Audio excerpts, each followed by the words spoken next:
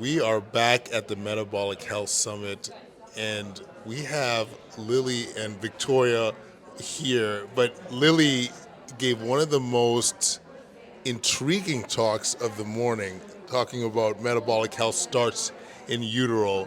And so, Lily, maybe give us a sense of what the talk was all about. It was really intriguing because there's a lot of young moms or future moms in the audience. So I know there was a lot of intrigue.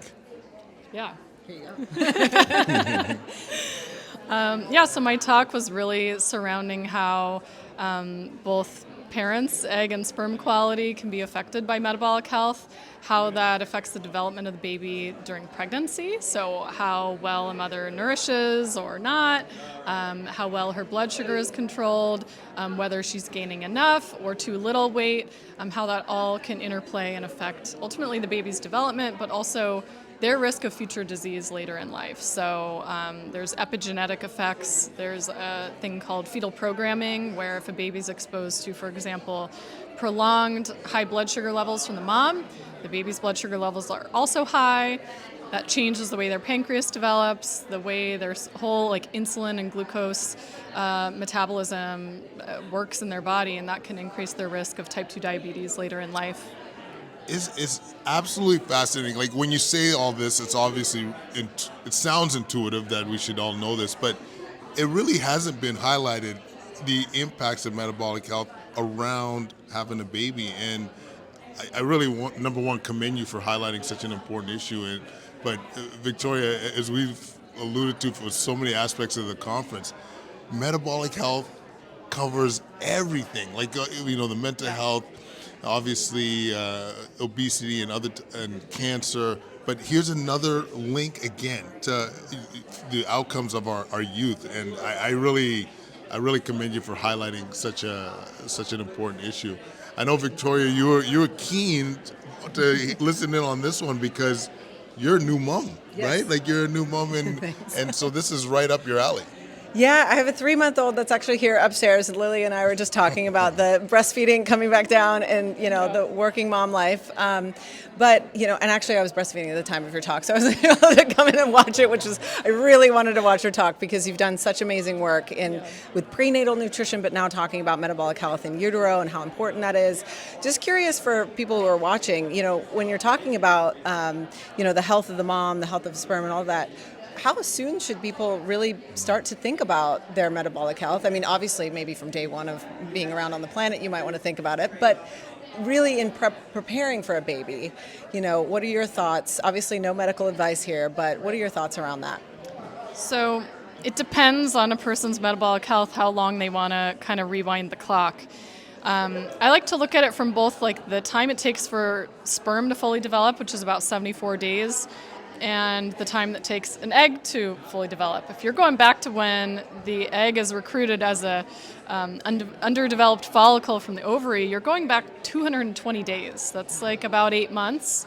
But in the last 70 or so days, so the last 3 months leading up to ovulation, that's when it is particularly sensitive to nutrition changes, under or over nutrition, inadequate amounts of micronutrients, sufficient antioxidants like CoQ10, alpha lipoic acid, certain amino acids like L-carnitine. Those are all things that we have quite a bit of data showing that it can improve egg quality leading up. So at a minimum, bare minimum, we're talking 3 months. If somebody's pretty metabolically unwell and has, poor micronutrient status or hormonal imbalances, the longer amount of time that you give yourself, the better. And that's a really hard piece of information to take in for couples who really want to conceive right away. But I think we need to look beyond just getting pregnant as quickly as possible, or kind of forcing ovulation through some of these drugs, and look at why is ovulation not happening on its own? Why is conception not happening on its own? Kind of look under the hood a little bit, because when you look at the data on both egg and sperm quality, it's very highly correlated to the metabolic health of those partners. So where's their blood sugar at? Where's their oxidative stress level at? How's their weight, their activity levels, toxin exposure? All of that stuff comes into play. Yeah, absolutely. Yeah. But I think despite it, people having to maybe wait longer, I think one of the key themes that you've seen throughout Metabolic Health Summit is like there's stuff you could do about it. Yeah. Like there really is stuff to improve your metabolic health, whether it's through ketosis, whether it's through low carb, many of the ways that we've talked about. So I think despite the things having to be of long duration, it's encouraging that people are empowered, that they can actually do something about it to optimize the health and wellness of their baby. Yeah, and a better pregnancy too, right? Yeah. Like you feel Exactly. better. Maybe Yeah. you're not going to be dealing with as much morning sickness. I mean, morning sickness is a complicated thing, but blood sugar regulation, as you talk about quite often, going into it with a steady state of, your blood sugar not going off the charts is probably going to be a really great thing when it comes to feeling like crap in the first trimester, and so things along those lines. My husband is going to kill me for saying this, but he says I put him through baby boot camp, like a year out from us trying to have a baby. It was like, hey, even though we watch what we do, I know that there's got to be some great data around what we're doing, even leading up into, like, let's step up our game a little bit. And we really tightened things up, and we used to compete as fitness competitors, and he was like, it was worse than a bodybuilding diet. But a healthy one, right? With all the good quality fats and the antioxidants. But it was, I put him through the ringer. But it was good, and it matters. And I know you get a lot of questions about prenatal nutrition specifically. I know you touched on more, the importance of metabolic health going into pregnancy and whatnot. But speak to low carb and pregnancy, because that's a burning question for so many people. You've written some amazing books with gestational diabetes as well. Speak to that a little bit. Sure. Yeah.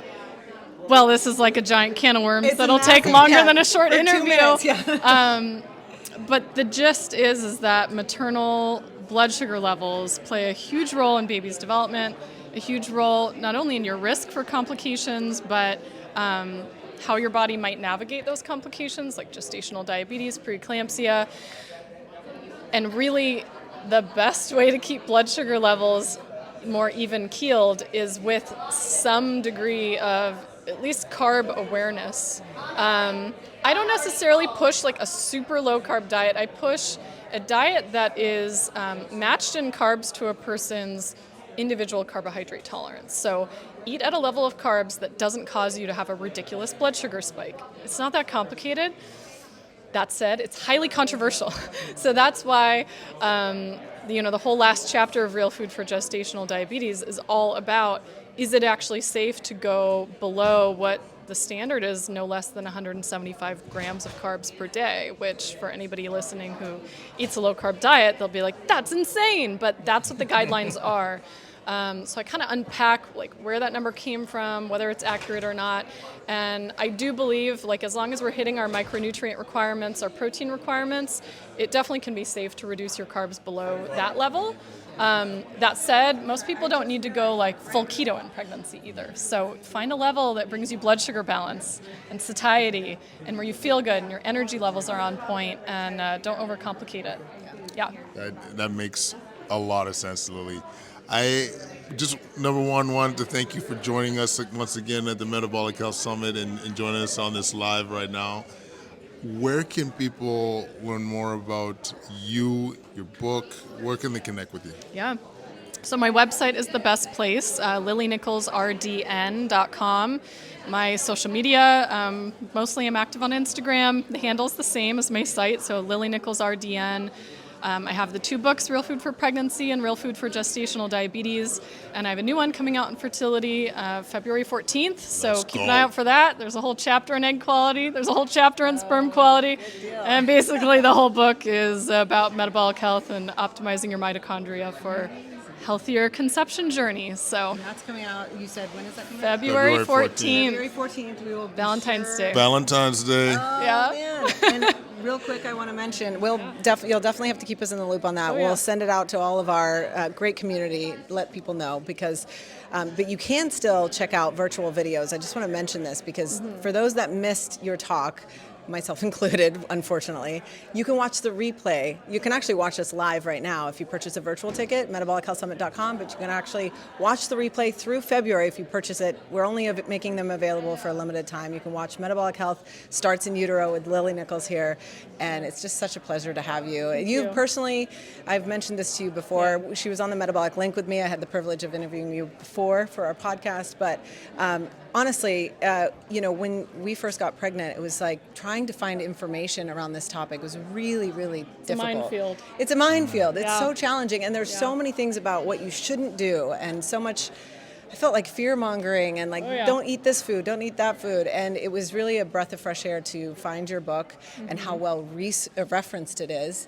And so I know there's so many other pregnant and wanting to get pregnant ladies out there and families out there that really appreciate what you've done, and OBGYNs who are approaching you in the halls just saying thank you for your work. Yeah. So Thank from you. all of us, thank you for what you do. Yeah. Incredible. Appreciate it. Thank you so much, folks. Thank you.